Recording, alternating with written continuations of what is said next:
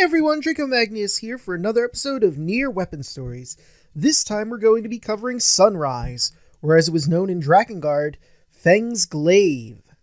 Now, I never actually covered Feng's Glaive in a previous weapon story, so we'll be tackling that first.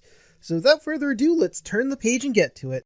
A wealthy Eastern merchant spared no expense when he ordered the forging of this magnificent glaive. So fine is its blade that when it slices off a man's head, the victim feels no pain at all. Yet it harbors evil powers. Any man who dares look into the blade sees a warped image of his face.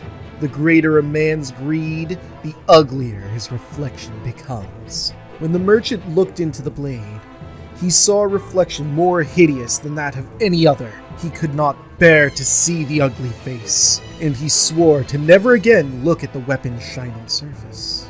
But one day, a demon whispered in his ear, and he was again tempted to look into the blade.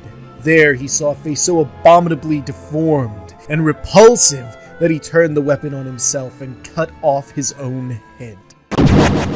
Long ago, in the land of the Golden Bird, there was a sword said to be made of every precious metal and inlaid with every kind of gemstone known to man. This sword was said to be so sharp, even a small cut by the edge of the blade would bleed out the entire body and could never be healed. Some way or another, this sword fell into the hands of a woman selling her body. She became compelled to hide the blade in her bedding, and upon being taken by a man, she would turn the sword on him.